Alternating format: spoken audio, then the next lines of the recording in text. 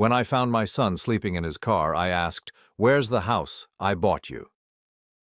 He said his wife and Mill kicked him out, took the keys, and threatened to call the police. I just told him, "Don't worry, I'll handle this. I'm glad to have you here. Follow my story until the end and comment the city you're watching from so I can see how far my story has reached."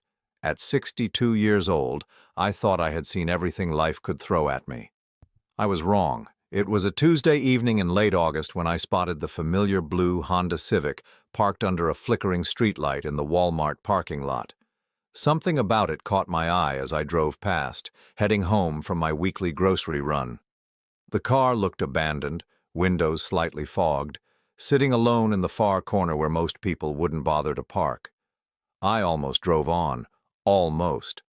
But something made me circle back, and that's when I saw him. My son Damien was curled up in the back seat, using what looked like an old jacket as a blanket. 28 years old, and he was sleeping in his car like some kind of vagrant. My heart stopped beating for a moment, then started hammering so hard I thought it might burst through my chest. I parked next to him and tapped gently on the window. He startled awake, eyes wide and panicked like a cornered animal. It took him a few seconds to recognize me, and when he did, the shame that washed over his face nearly broke me in half. "Dad?"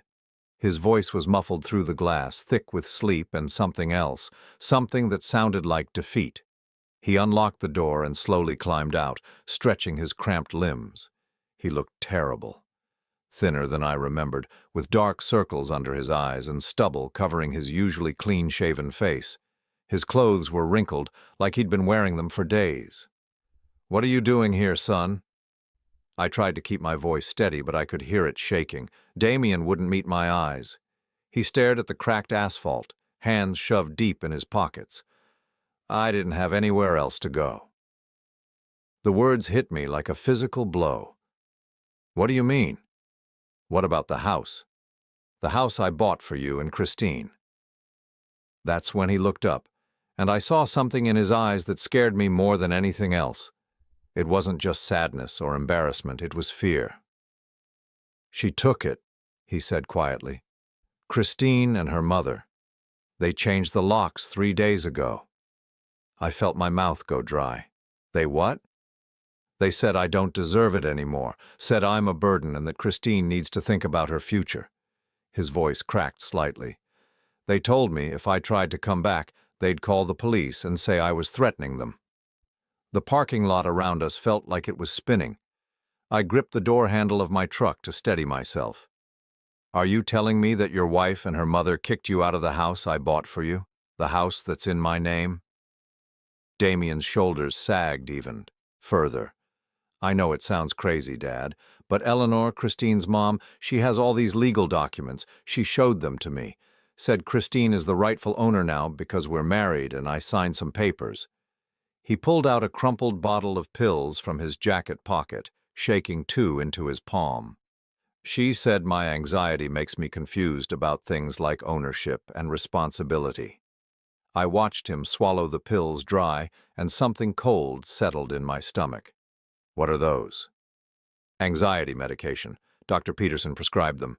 Christine says I need to take them twice a day or my panic attacks get worse." He put the bottle back in his pocket. "She's been helping me remember to take them for the past 6 months." 6 months? I tried to remember the last time I'd spoken to my son for more than 5 minutes. It had been longer than that, I realized with a sick feeling, much longer. After his mother died 2 years ago, I'd thrown myself into my own grief and isolation. I'd assumed Damien was fine with Christine. I'd assumed wrong. "How long have you been sleeping in your car?"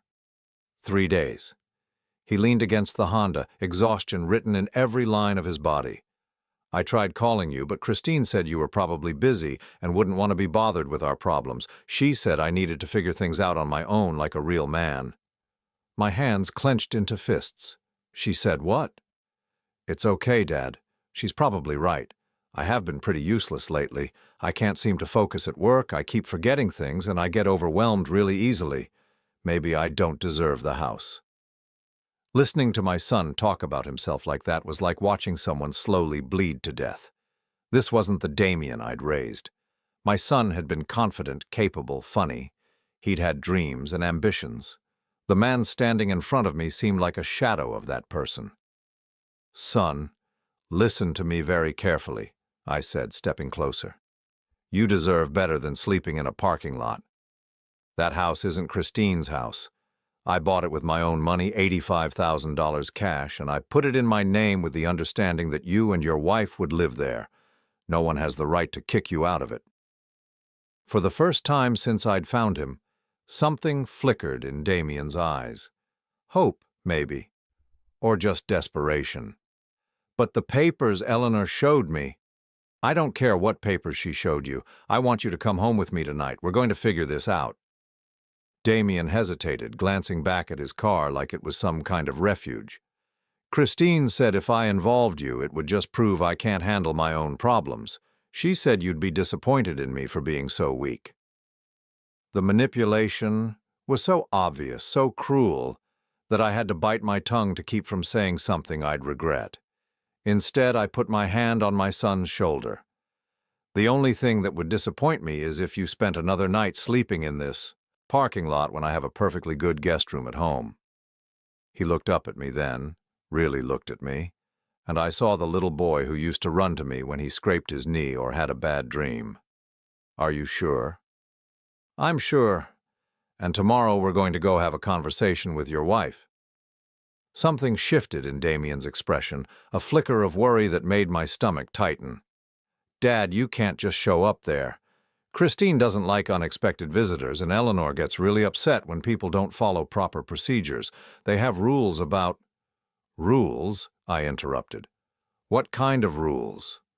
"Like, I'm supposed to call before I come over, even though it's supposed to be my house too, and I can't bring anyone with me without permission, and if I seem agitated or argumentative, I have to leave until I can discuss things calmly." The words came out in a rush, like he'd memorized them. "Christine says it's because my mental state has been so unstable lately." Every word out of his mouth made me angrier. "Damien, do you hear yourself? Do you hear what you're saying?" He blinked at me, confused. "What do you mean?" "You're talking about your own home like it's a prison with visiting hours." The confusion on his face deepened, and I realized that whatever had been done to him, it had been thorough. He genuinely couldn't see how wrong this all was. "Come on," I said, gently guiding him toward my truck. "Let's get you something to eat and a decent night's sleep.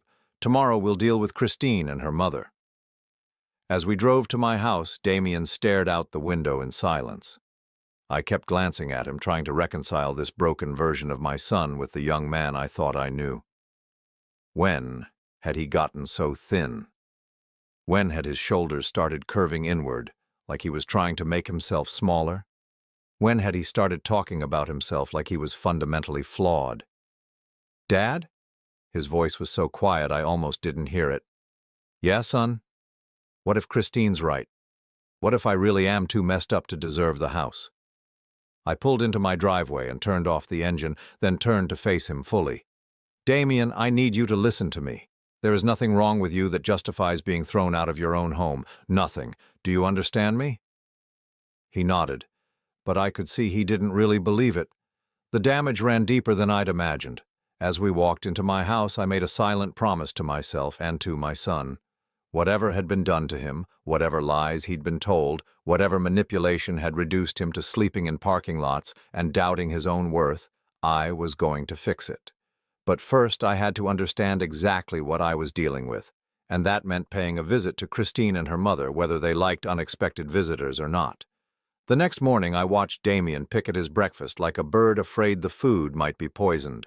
He'd slept fitfully, calling out in his dreams, and when I'd checked on him at 3 in the morning, he was sitting up in bed, staring at nothing, that bottle of pills clutched in his hands. "Did you take your medication this morning?" I asked, trying to keep my voice neutral. He nodded quickly. "Christine always makes sure I take them with breakfast. She says skipping doses can cause severe withdrawal symptoms." I made a mental note to research those pills later.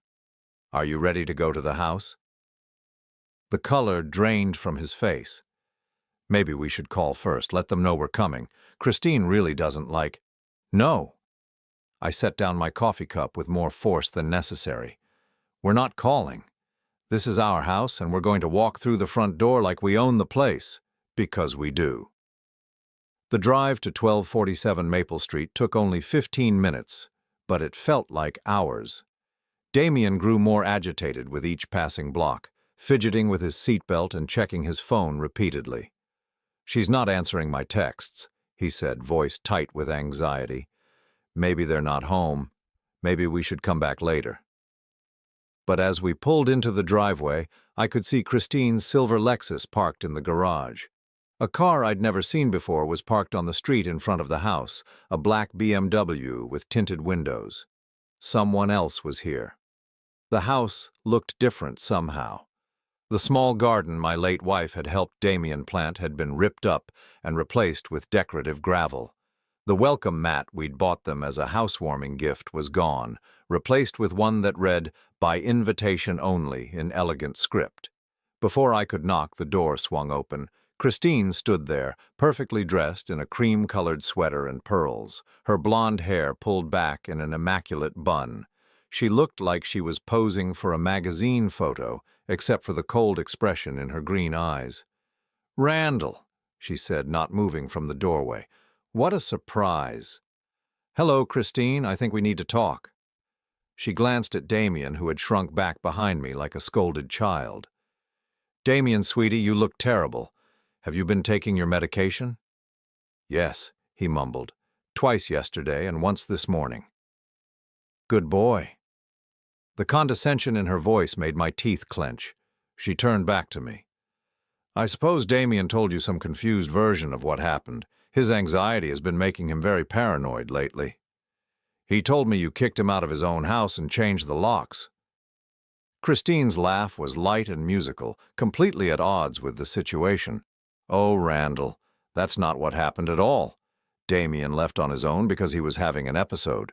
We were worried he might hurt himself, so we secured the house until he could get proper treatment." "An episode?" "His mental health has been deteriorating for months. Mood swings, aggression, paranoid thoughts. Dr. Peterson recommended inpatient treatment, but Damien refuses to go." She stepped aside, gesturing us into the house. "Mother is here. She can explain everything much better than I can." The moment I stepped inside, I felt like I was entering foreign territory. The furniture had been rearranged, the walls painted a cold gray instead of the warm yellow Damien and his mother had chosen together. Family photos had been replaced with abstract art that looked expensive and soulless. Eleanor Morrison sat in what used to be my son's favorite reading chair, a thick folder of papers spread across her lap. She was a severe-looking woman in her mid-50s with steel-gray hair and the kind of thin lips that suggested she rarely smiled. She looked up at us with the expression of someone who'd found something unpleasant on the bottom of her shoe. "Randall," she said without standing, "I've been expecting this visit." "Have you?" I sat down across from her without being invited. Damien remained standing near the door, like he was ready to bolt. "Of course. When someone has a mental breakdown and starts spreading wild stories, it's natural for family members to get involved." Eleanor picked up a document from her pile. "I have all the necessary paperwork right here. Medical evaluations, competency assessments, power of attorney documents." My blood went cold. Power of attorney? Christine was granted temporary power of attorney 3 weeks ago, when Damien was hospitalized for a psychiatric evaluation. Eleanor's voice was matter-of-fact, like she was discussing the weather. The doctor determined he was not competent to make financial or legal decisions in his current state. I looked at Damien, who was staring at the floor. "Son, you didn't tell me you were hospitalized." "It was only for 2 days," he said quietly. "I had a panic attack at work and collapsed. Christine said the doctor wanted to run some tests." "What kind of tests?" Christine stepped forward, placing a protective hand on Damien's arm. "Cognitive function, psychological evaluation, drug screening." The doctor was very concerned about his ability to care for himself.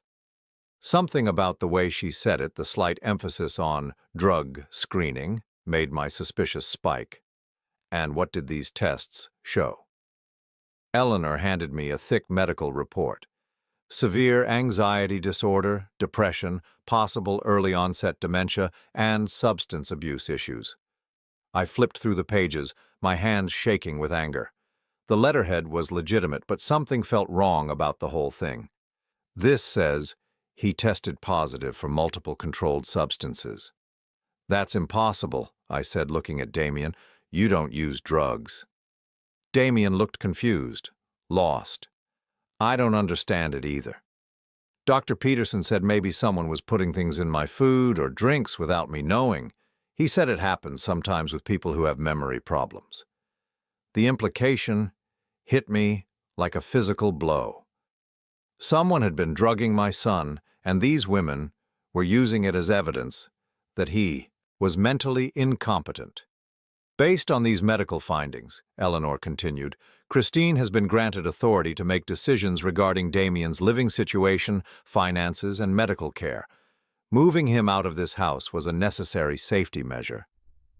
Safety measure? My voice was dangerously low. For whom? For everyone, Christine said smoothly. Damien's behavior has become increasingly erratic. Last week he accused me of moving his things around the house. He claimed I was trying to confuse him deliberately. That kind of paranoid thinking is very concerning. I watched my son's face crumple with shame and self-doubt. Maybe I did imagine it, he whispered. I have been forgetting a lot of things lately. Of course you have, sweetie, Christine said, her voice dripping with false sympathy. That's why you need proper care, professional care. The pieces were starting to come together in my mind, forming a picture so ugly I almost couldn't believe it. But the evidence was right there in front of me. My son, systematically drugged and gaslit into believing he was mentally ill. His wife, using his condition to gain control of his life and assets. His mother-in-law providing legal and logistical support for what amounted to psychological abuse. I want to see the original deed to this house, I said. Eleanor smiled for the first time since I'd arrived, but it wasn't a pleasant expression. I'm afraid that won't be necessary. As Damien's power of attorney, Christine has full authority over any property assets. That's not how property ownership works, Eleanor. Actually, it is. She pulled out another document. This house was purchased as a marital asset. Under state law, both spouses have equal claim to marital property. Given Damien's incompetence determination, Christine's claim takes precedence.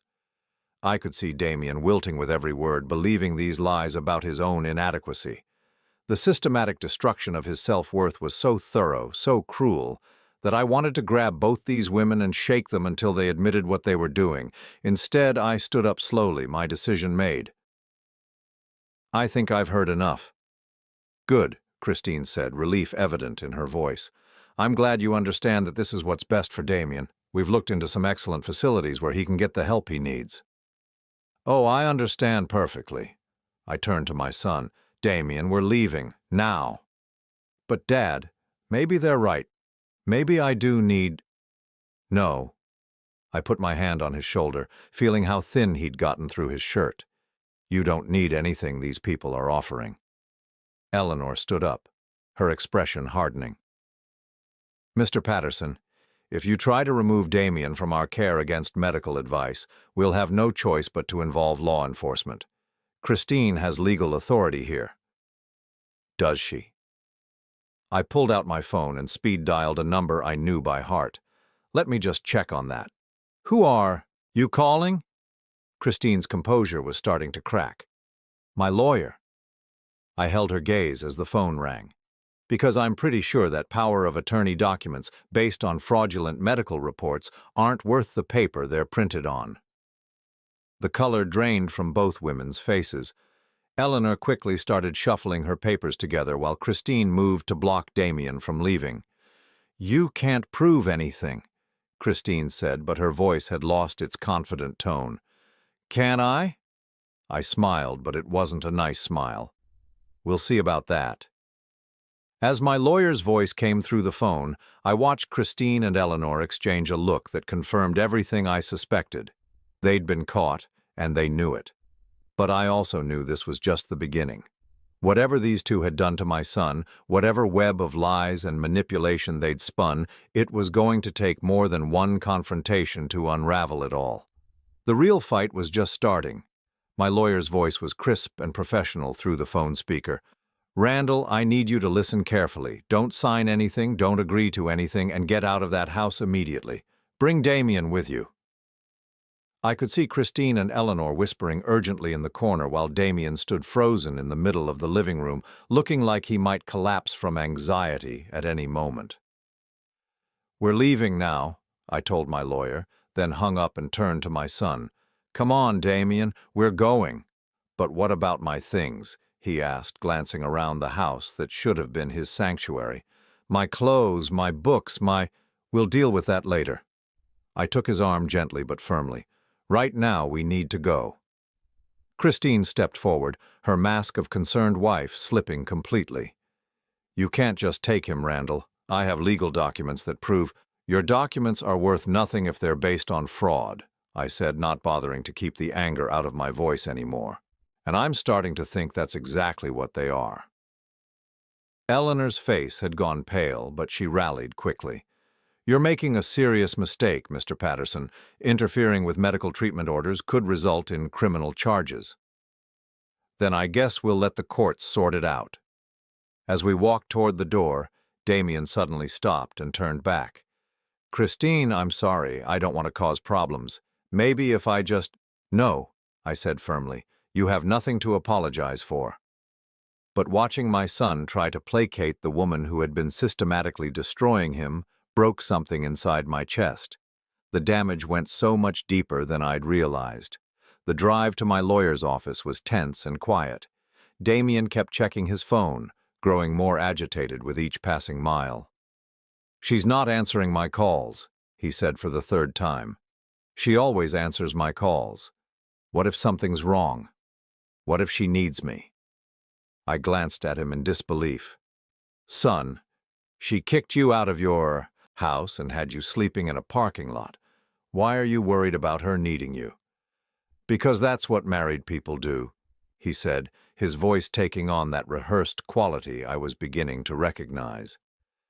"Christine always says that love means putting your partner's needs before your own, even when they're upset with you."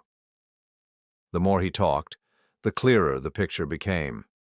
This wasn't just financial manipulation or property theft. This was a comprehensive psychological assault designed to remake my son into someone completely dependent and controllable. My lawyer, David Chen, had been handling my legal affairs for 15 years. He was a sharp man in his early 50s who never missed a detail. When we walked into his office, he took one look at Damien and his expression grew concerned. "Damien, you've lost weight," David said, gesturing for us to sit down. "Have I?" Damien touched his stomach absently. "Christine says I look better thinner. She's been helping me eat healthier." David and I exchanged a look. "What exactly does healthier mean?" David asked. "Smaller portions, mostly. And I'm not supposed to eat after 6 in the evening because it interferes with my medication absorption." Damien pulled out his pill bottle again, checking the time on his phone. "Actually, I should take my afternoon dose soon."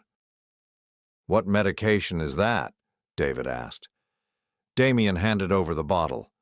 David examined the label, his frown deepening. "This is a pretty heavy dosage of alprazolam. Who prescribed this?" "Dr. Peterson. He's Christine's family doctor. He said my anxiety was getting dangerous and I needed stronger medication to prevent panic attacks." David looked at me over Damien's head, his expression grave. "Randall, we need to talk privately for a moment. Damien, would you mind waiting in the reception area? There are magazines and coffee." After Damien left, David closed the door and sat down heavily. "This is worse than you described on the phone." "How bad are we talking?" "The medication alone is concerning. That's a dosage I'd expect to see for someone with severe panic disorder, but it's also highly addictive and can cause memory problems, confusion, and dependency. If he's been taking this regularly for months—" David trailed off, shaking his head. "What about the legal documents Eleanor showed me?" David pulled out a legal pad and started writing. Power of attorney based on incompetency determination requires very specific procedures. Court hearings, multiple medical opinions, family notification requirements. If they bypassed any of those steps, the documents are invalid. And the house? You said you bought it outright and it's in your name? $85,000 cash. The deed is in my name with Damien listed as beneficiary. Then legally, it's your house. Marriage doesn't automatically transfer property ownership, especially property that was purchased before the marriage with separate funds.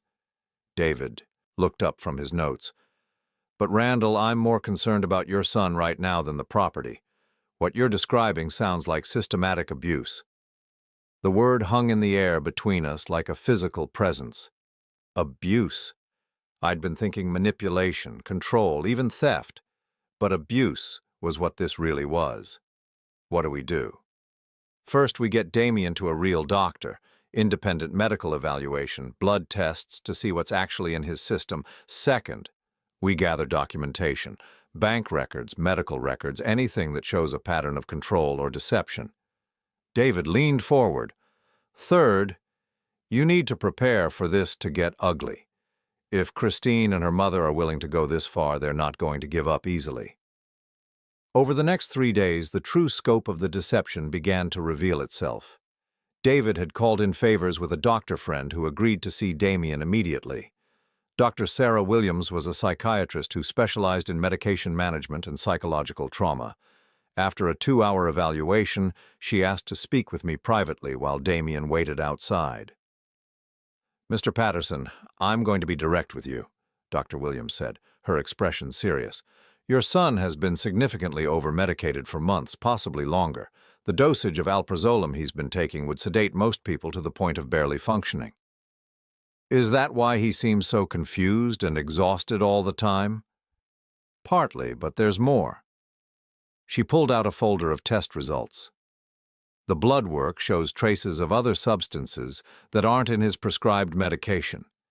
Someone has been giving him additional sedatives, probably in his food or drinks. My hands clenched into fists. Proof that he's being drugged? Medically, yes. Legally, it's more complicated. The substances could have been given without his knowledge, or he could have taken them himself if he was confused about his medication schedule. Dr. Williams hesitated. But combined with what you've told me about his living situation and the psychological control, I believe your son has been the victim of systematic psychological and medical abuse. That afternoon, while Damien napped off the effects of the medication withdrawal Dr. Williams had started him on, I drove to the bank where I'd maintained accounts for 30 years. The branch manager, Patricia Ross, had handled the mortgage and purchase of Damien's house personally. Randall, good to see you, Patricia said, leading me into her office. What can I help you with today? I need to see all the account activity related to the house I bought for my son. Any attempts to change ownership, transfer funds, or access the account. Patricia's fingers flew over her keyboard. After a few minutes, her expression shifted to concern. Randall, there have been several attempts to access this account in the past 3 months. Someone has been calling claiming to be Damien's power of attorney, requesting account information and trying to add Christine Patterson as a joint account holder. Did you give them any information? No, because the power of attorney documents they faxed over didn't match our security requirements. They were missing court seals and proper notarization. Patricia printed out several pages, but they were very persistent. The last call was just 2 days ago. I studied the call logs. 5 attempts in August alone, all from someone claiming to represent Christine or Eleanor. They'd been planning this for months. There's something else, Patricia said quietly. Yesterday, we received a faxed request to transfer the deed of the property to Christine Patterson with what appeared to be your forged signature. The room felt like it was tilting. Forged signature? Our signature verification flagged it immediately. It was a good forgery, but not good enough. She handed me a copy of the document. Someone spent considerable time and effort trying to steal your house, Randall. That evening, I sat across from Damien at my kitchen table, watching him eat his first real meal in days. Dr. Williams had warned me that withdrawal from the medication would be difficult, and I could already see the effects. His hands shook slightly, and he kept looking around nervously, but his eyes were clearer than they'd been since I found him in that parking lot. "Dad, I need to ask you something," he said suddenly, "and I need you to be honest with me." "Of course." "Do you think there's something wrong with my brain? Like, medically wrong?" The question broke my heart. "Why would you ask that?" "Because Christine and Dr. Peterson keep telling me I'm sick, that I can't trust my own thoughts or memories. But since I stopped taking those pills, I've been remembering things." He set down his fork, his voice growing stronger. "I remember Christine moving my belongings around the house and then acting confused when I couldn't find them. I remember her canceling plans with my friends and telling me they called to cancel. I remember her telling me you said I was a disappointment and that you didn't want to see me anymore." Rage filled my chest so completely I thought I might explode. I never said any of those things. "I know that now. But when you're medicated and confused all the time and someone you trust keeps telling you things that don't feel right but sound possible," he shrugged helplessly, "you start believing maybe you really are losing your mind." "Damien, listen to me very carefully. Your mind is fine. You were being systematically poisoned and manipulated by people who wanted to control you. That's not mental illness, that's abuse." For the first time since I'd found him in that parking lot, my son looked me directly in the eyes. "Dad, I think they were planning to have me committed permanently." "What makes you say that?" "Because Eleanor kept talking about long-term care facilities and how much money it would cost. She said I'd probably need to be there for years, maybe forever." Damien's voice was barely above a whisper, and she seemed happy about it. The pieces of their plan were becoming horribly clear. Get Damien declared mentally incompetent, gain control of his assets and property, then warehouse him somewhere where he couldn't interfere with their lives or their theft. My phone rang, interrupting my thoughts. Christine's name appeared on the screen. "Don't answer it," Damien said quickly, panic creeping back into his voice. "Why not?" "Because she'll want to know where I am and she'll be angry that I left without permission. She doesn't like it when I make decisions without consulting her first." I looked at my 28-year-old son, afraid to answer a phone call from his own wife, and something inside me snapped. I picked up the phone. "What do you want, Christine?" "Where is my husband?" Her voice was cold and sharp, nothing like the sweet, concerned tone she'd used in front of other people. "Damien is exactly where he belongs, with his family. I am his family, I'm his wife. And if you don't bring him back immediately, I'm going to have you arrested for kidnapping and elder abuse." I almost laughed at the audacity. Elder abuse? Damien is 28 years old. He's been declared mentally incompetent, which makes him a vulnerable adult under state protection laws. Removing him from his authorized care is a felony. "Your power of attorney is fraudulent, Christine. The hospital records are fraudulent. The medication regimen was designed to incapacitate him, and we have documentation of all of it." The silence on the other end of the line stretched so long I thought she might have hung up. When she finally spoke, her voice was different. Not the fake sweetness or even the cold anger, but something much more dangerous. "You have no idea what you're dealing with, Randall. You think you can just waltz in and destroy everything I've worked for? You think some old man with a lawyer can outsmart me?" Her laugh was bitter and ugly. "I've been planning this for 3 years. 3 years of careful documentation, medical records, witness statements. I own your son and I own that house, and there's nothing you can do about it."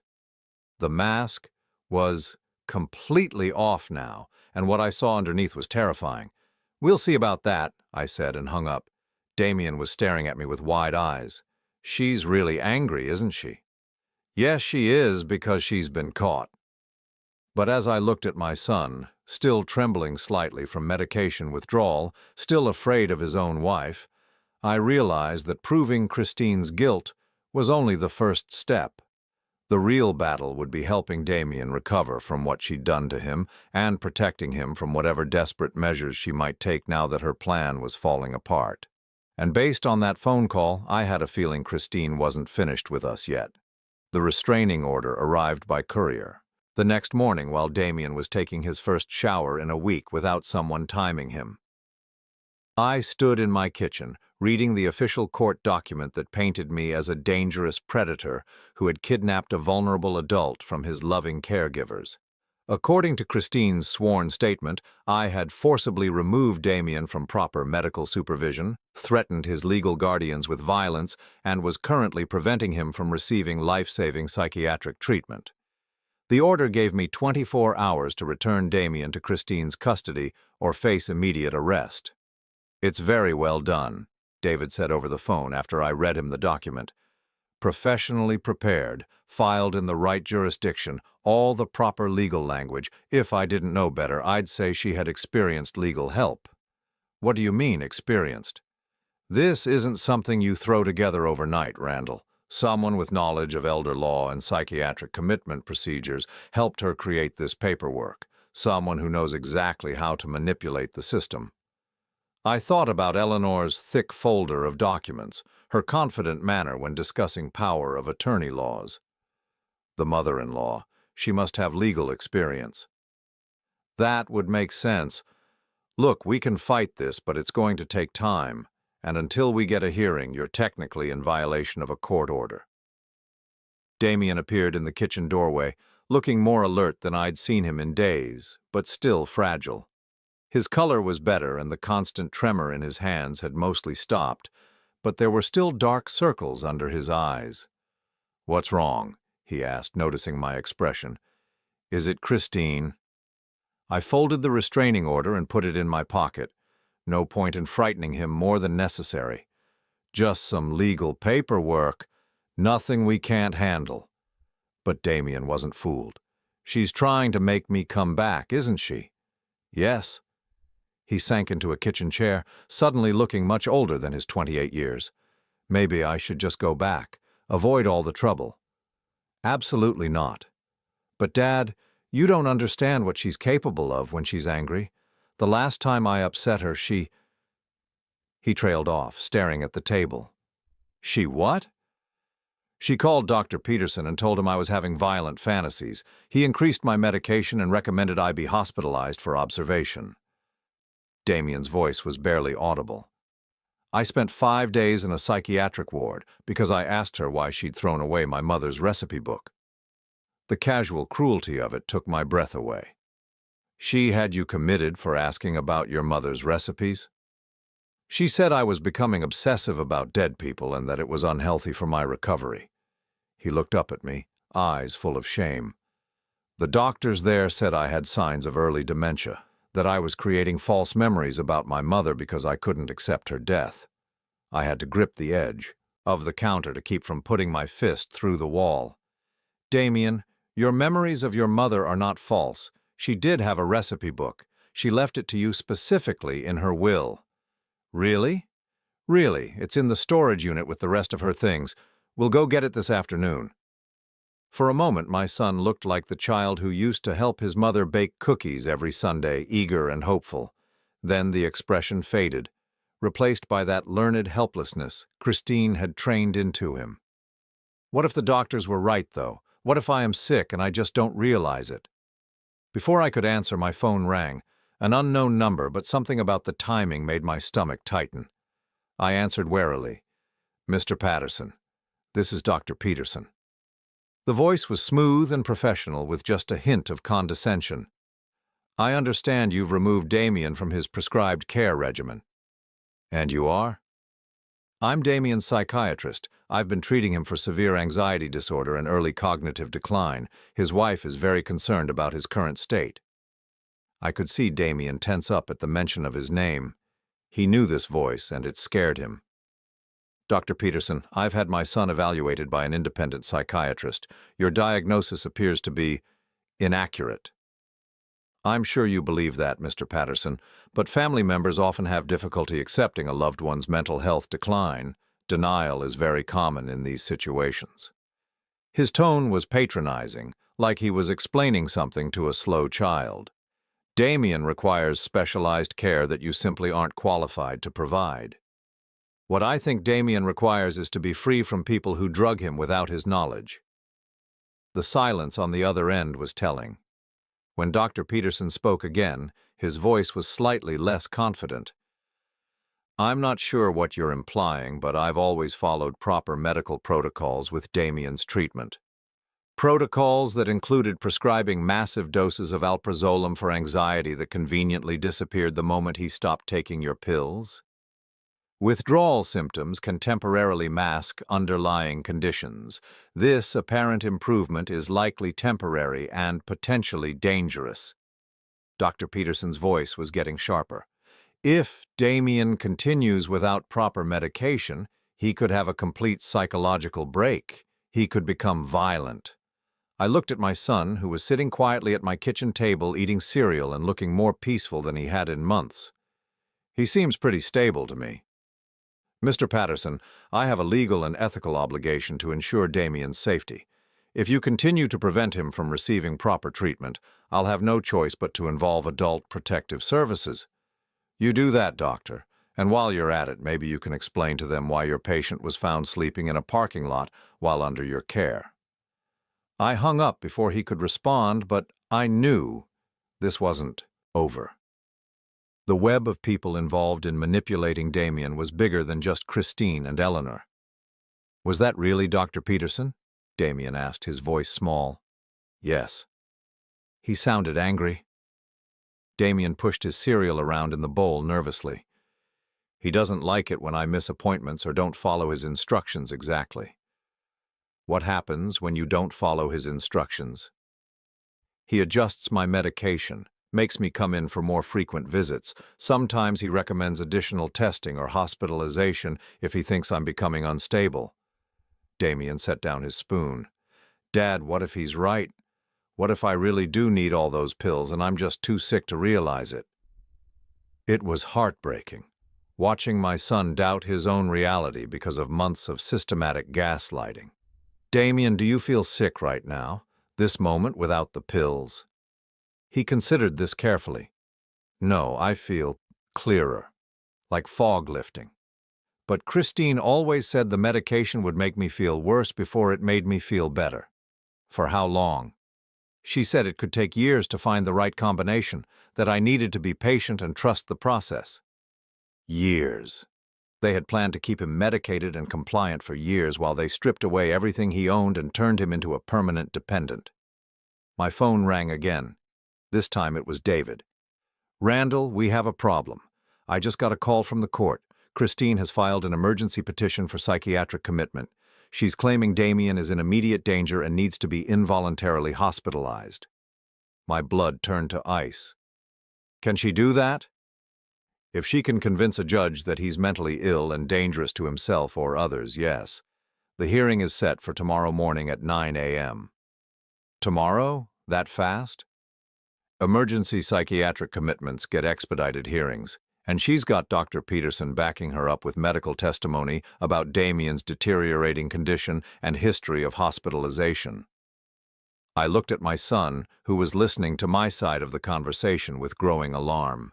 If Christine succeeded with this petition, she could have him locked away indefinitely, drugged into compliance while she finished stealing everything he owned.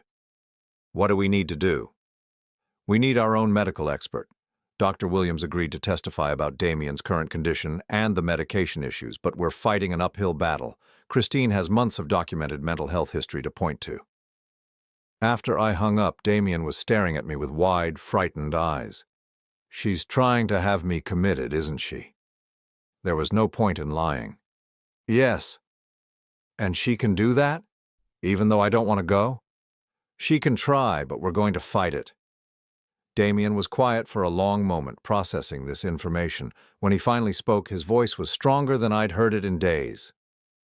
Dad, there's something I need to tell you about Christine. Something I remembered yesterday when the medication started wearing off. What is it? The night before she kicked me out of the house, I woke up around 2 in the morning and heard her talking to someone on the phone. He took a shaky breath. She was talking about having me committed permanently. She said once I was locked away, she'd have complete control over everything and you wouldn't be able to interfere. My hands clenched into fists. Did you hear anything else? She said something about a facility in Nevada where they specialize in long-term psychiatric patients, where families can sign someone in but the patients can't sign themselves out. Damien's voice dropped to a whisper. She was laughing about it, Dad. She was laughing about locking me away forever. The scope of Christine's plan was becoming horrifyingly clear. This wasn't just about money or property. This was about completely erasing my son from existence, turning him into a convenient psychiatric patient while she lived in his house and spent his inheritance. There's more, Damien continued. I heard her talking to her mother about you, too. Eleanor said if you tried to interfere, they could probably have you declared an unfit guardian because of your age, get you declared mentally incompetent, too.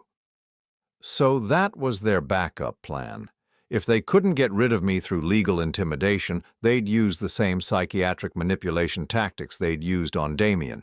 Dad, I'm scared. My son looked at me with the same expression he'd had as a child during thunderstorms. What if they win? What if I end up locked in some hospital forever and there's nothing we can do about it? I reached across the table and took his hand. It was steadier now, stronger than it had been in days. That's not going to happen, son. I promise you. How can you be sure?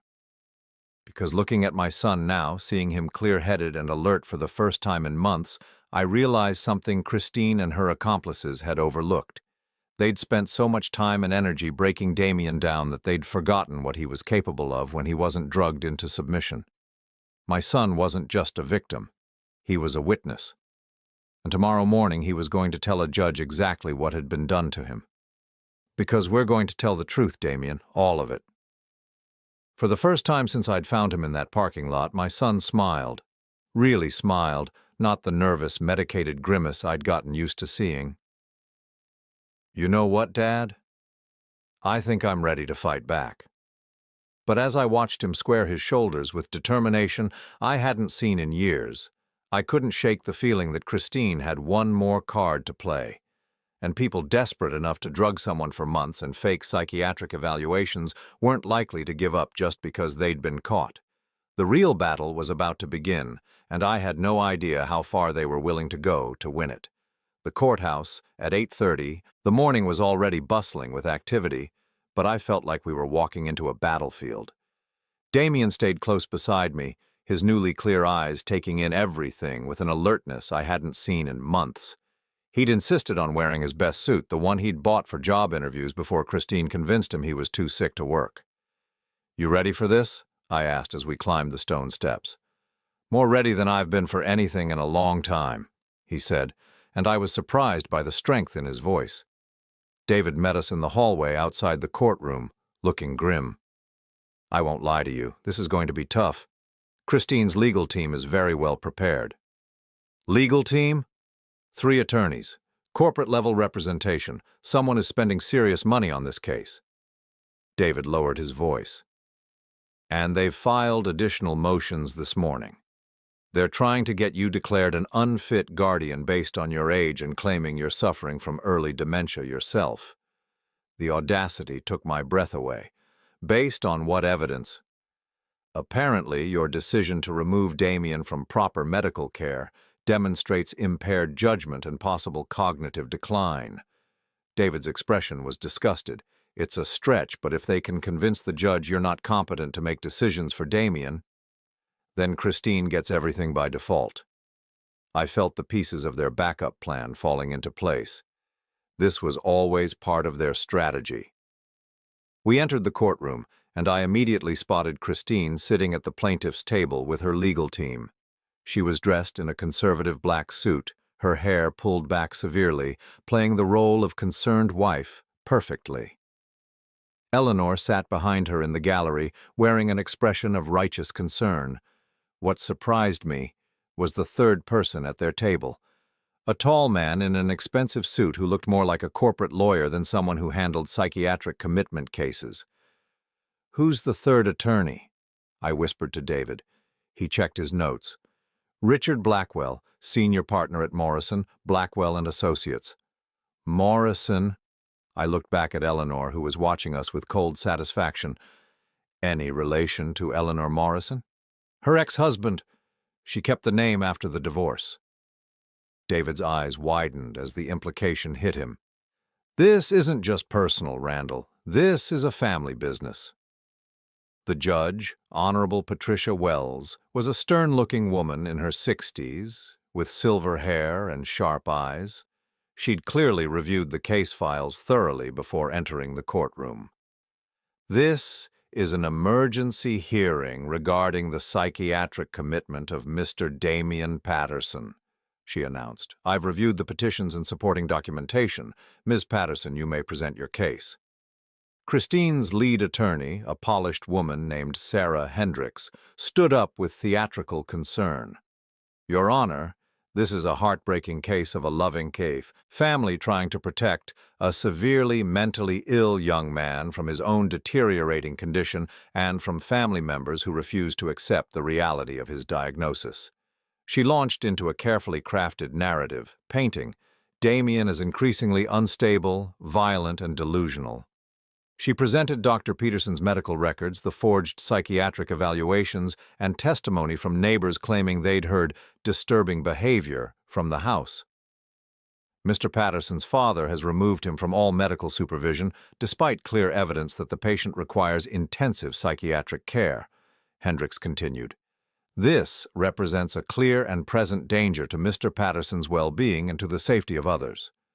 Dr. Peterson took the stand, his testimony smooth and professional.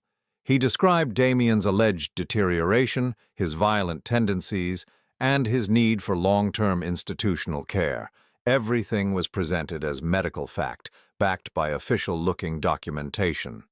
"In my professional opinion," Dr. Peterson concluded, "Mr. Patterson requires immediate involuntary commitment to prevent further deterioration and possible harm to himself or others." When it was our turn, David stood up with quiet confidence. "Your Honor, this case represents one of the most systematic and cruel cases of abuse I've encountered in 20 years of practice. Mr. Patterson has not been receiving medical care. He has been the victim of a coordinated scheme to render him mentally incompetent through over-medication and psychological manipulation." Dr. Williams took the stand, her testimony precise and damning. She explained the excessive medication, the additional sedatives found in Damian's blood work, and the rapid improvement in his condition once the drugs were removed. "Your Honor, Mr. Patterson was not mentally ill. He was being systematically poisoned." Christine's attorney objected, claiming the testimony was speculation, but Dr. Williams had documentation. Blood tests, medication analysis, expert opinions on the psychological effects of the drug combinations Damian had been given. Then David called me to the stand. "Mr. Patterson, you purchased a house for your son and daughter-in-law in 2019. Can you tell the court about the ownership structure of this property?" "I purchased the house for $85,000 cash. The deed is in my name with Damian listed as beneficiary. It was always understood that they would live there, but legally I retained ownership."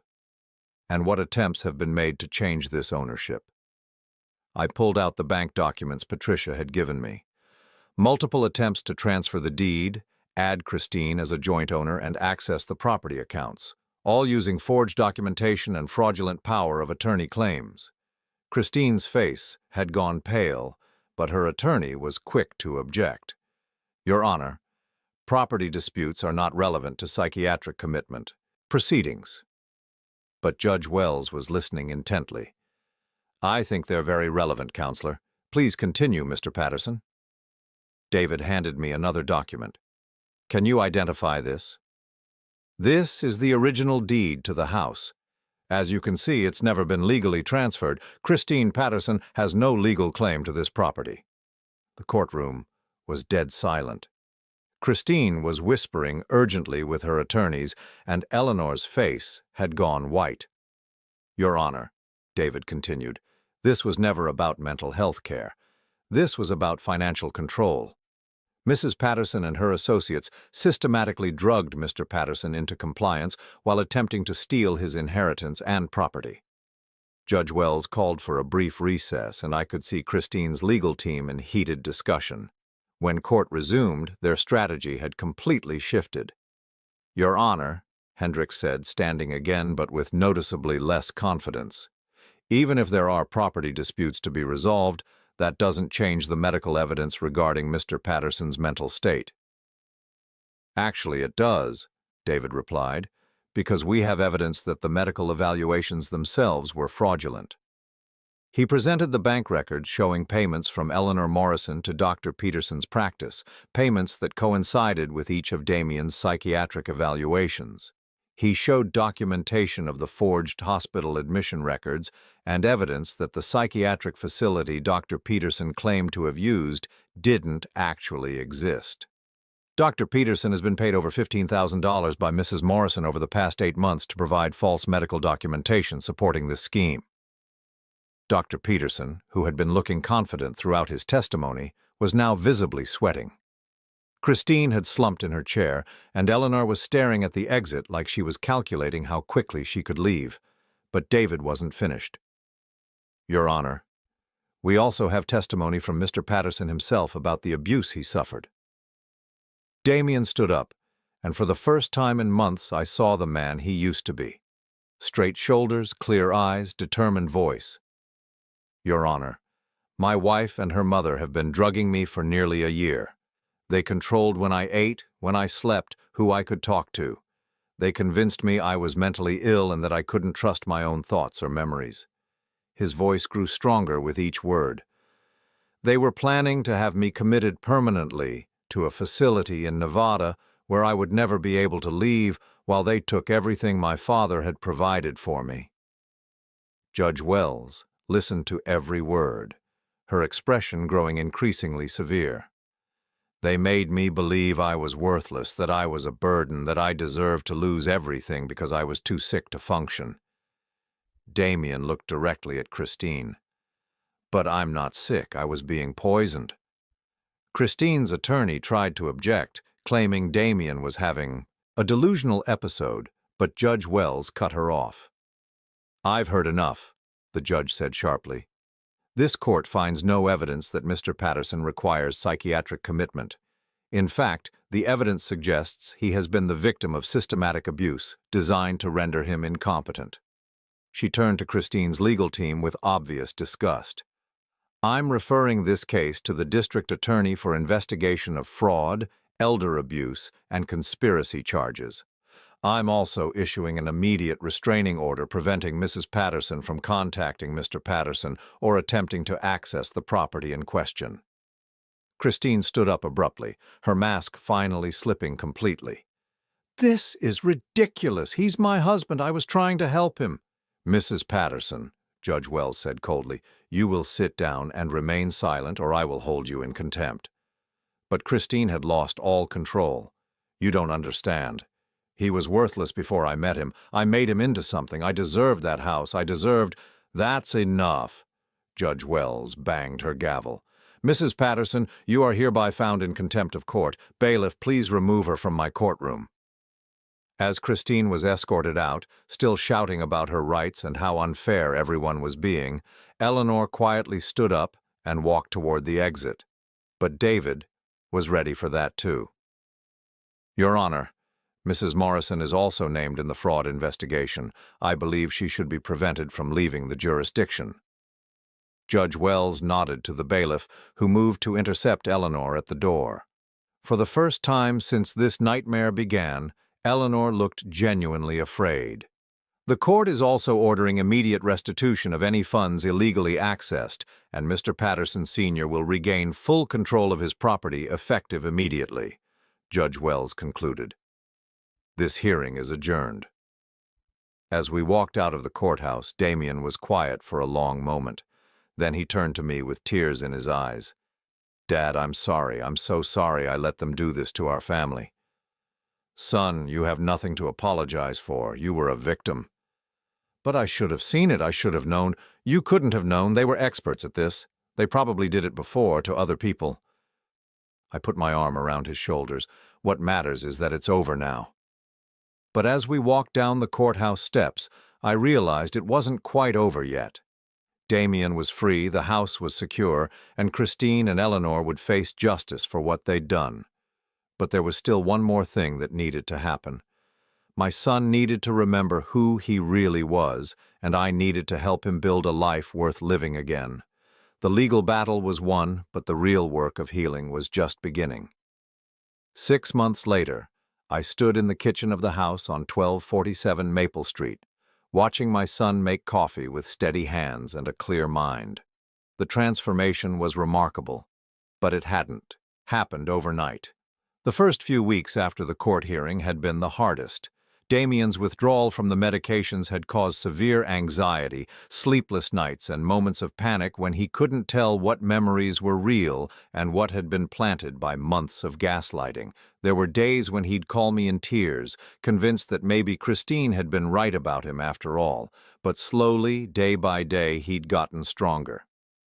"You know what I realized yesterday?" Damien said, handing me a perfectly brewed cup of coffee in the blue ceramic mug his mother had bought him for his 18th birthday. "What's that?" "I haven't thought about taking a pill in 3 weeks, not once." He sat down across from me at the kitchen table, the same table where Christine had held court with her fake documents and threats. "For almost a year, I couldn't go 15 minutes without checking my pill bottle, making sure I was taking everything on schedule, and now I don't even think about it." The kitchen looked completely different now.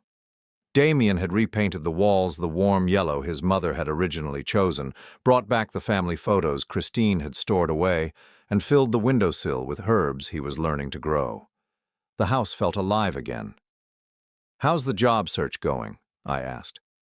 "Actually, I have some news about that." Damien's smile was genuine now, not the medicated mask I'd gotten used to seeing. "Remember my old supervisor at the engineering firm, Jake Morrison?" I nodded. Jake had been one of the friends Christine had systematically cut out of Damien's life, telling him they were bad influences who didn't understand his medical needs. "I called him last week, told him everything that happened." Damien took a sip of his coffee, his hands steady. "He said he'd been wondering why I'd suddenly stopped answering his calls and canceled all our plans. He thought maybe I was angry with him about something." "What did he say when you told him the truth?" "He was horrified. Apparently Christine had called him once about 8 months ago, claiming I was having a mental breakdown and that contact with friends was making my condition worse. She asked him to stop reaching out to me for my own good." The systematic isolation had been so complete, so methodical. Christine had convinced everyone in Damien's life that staying away was an act of kindness. "Jake offered me my old job back," Damien continued. "Senior project engineer, same salary I was making before, plus a raise to account for the time I was away. He said the team had never been the same without me." I felt a surge of pride watching my son talk about returning to work, about rebuilding his career and his life. "Are you going to take it?" "I already did. I start Monday." He grinned. "I'm nervous, but it's good nervous, excited nervous. I'd forgotten what that felt like." We sat in comfortable silence for a moment, both of us looking around the kitchen that had been the site of so much manipulation and control, now transformed back into a place of warmth and family. "Dad, can I ask you something?" "Of course." "Why didn't you give up on me? When you found me in that parking lot, why didn't you just assume Christine was right and I really was too messed up to help?" The question caught me off guard. "Why would you think I'd give up on you?" "Because that's what everyone else did. My friends, my co-workers, even some of our relatives. Christine convinced them all that I was too sick to be around, that helping me would just enable my delusions." Damien's voice was thoughtful, not bitter. "But you took one look at the situation and knew something was wrong. How did you know?" I thought about that night in the parking lot, the moment I'd seen my son curled up in the back seat of his car. "Because you're my son. And the person sleeping in that parking lot wasn't the man I raised." "But what if you'd been wrong? What if I really was mentally ill and you were just in denial?" "Then I would have gotten you proper help. Real help. Not the kind of help that involves drugging you into compliance and stealing your inheritance." I leaned forward, wanting him to understand this completely. "Damien, even if you had been genuinely sick, you still wouldn't have deserved what they did to you." He nodded slowly, processing this. "I think that's what took me so long to fight back. I kept thinking that if I really was sick, then maybe I deserved to be treated like I couldn't take care of myself." No one deserves that. Ever. We were interrupted by a knock at the front door. Damien tensed slightly, an old reflex from the months when unexpected visitors meant trouble, but when he looked through the window, his face lit up.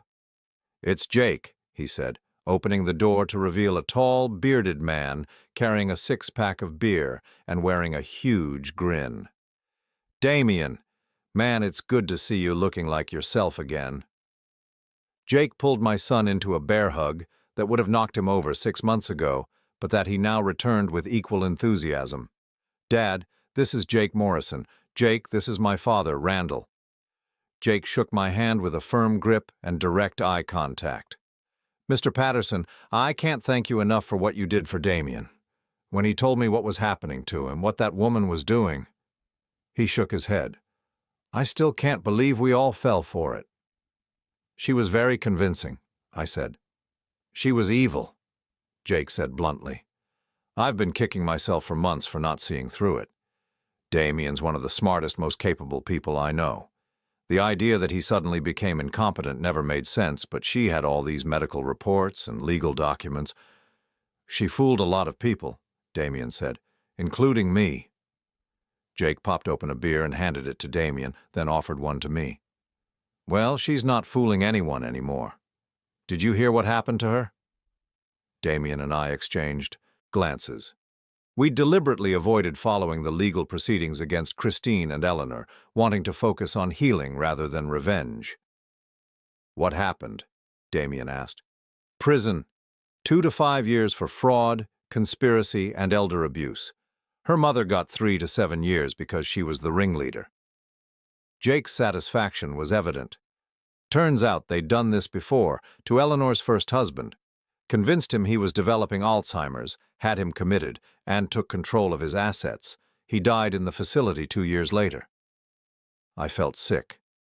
They killed someone. As good as. The investigation found a pattern going back 10 years. They'd target vulnerable men, usually through marriage or family connections, gradually isolate them and convince them they were mentally ill, then take everything they owned. Jake took a long pull of his beer. Damien wasn't their first victim.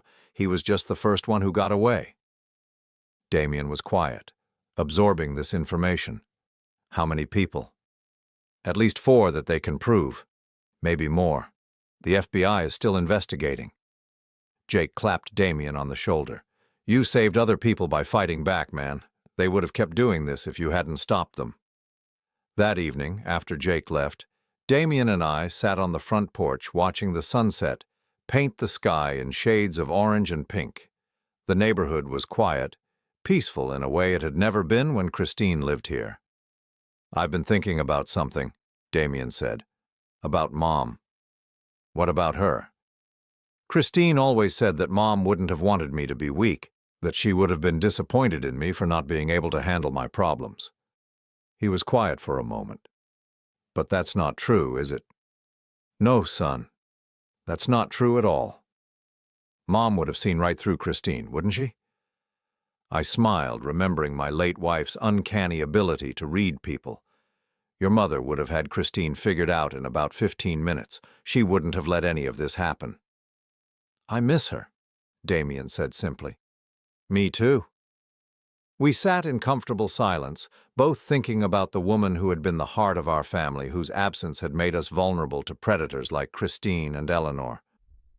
"Dad, I want to ask you something else, and I want you to be honest with me." "Always." "Do you think I'll ever be able to trust someone again? To have a real relationship?" He stared out at the street, his voice thoughtful rather than sad.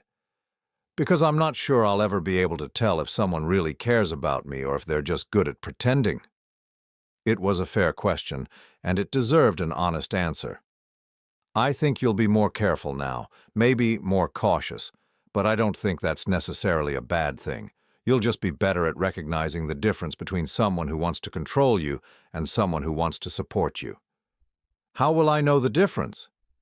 "Someone who truly cares about you will want you to be stronger, not weaker. They'll encourage your independence, not your dependence.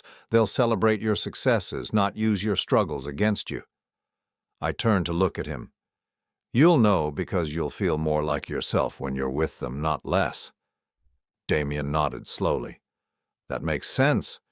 Christine always made me feel like I was failing at being human. Like I needed her to interpret the world for me because I couldn't trust my own perceptions. And how do you feel now? Like I can trust myself again, like my thoughts and feelings are valid. He smiled. Like I'm enough just as I am. Those words, more than anything else, told me that my son had truly recovered. Not just from the drugs or the manipulation, but from the fundamental damage to his sense of self that Christine had inflicted. I'm proud of you, I said, for fighting back, for getting your life back, for becoming yourself again. I couldn't have done it without you. Yes, you could have. Maybe not as quickly, but you would have figured it out eventually. You're stronger than you know, Damien. You always have been. As we sat there on the porch of the house that had almost been stolen from us, watching the stars appear in the darkening sky, I realized that something had been restored that was more valuable than any property or bank account. We had found each other again. The father who had been too distant, too wrapped up in his own grief to notice his son's pain. The son who had been systematically broken down until he forgot who he was. We had both been lost in different ways, and we had found our way back to each other. You know what I'm most grateful for? Damien said as we finally headed inside. What? That it happened while you were still here to help me. If they had succeeded in having you declared incompetent too, or if something had happened to you. He shook his head. I don't want to think about where I'd be right now. But none of that happened. We're both here, we're both okay, and we're both stronger than we were before. Yeah, Damien said, locking the front door securely behind us. We are. 6 months later, as I watched my son make his coffee with steady hands in the kitchen of his own house, I knew that we had won more than just a legal battle. We had won back our family, our trust, and our future, and that was worth more than any house, any inheritance, or any amount of money in the world.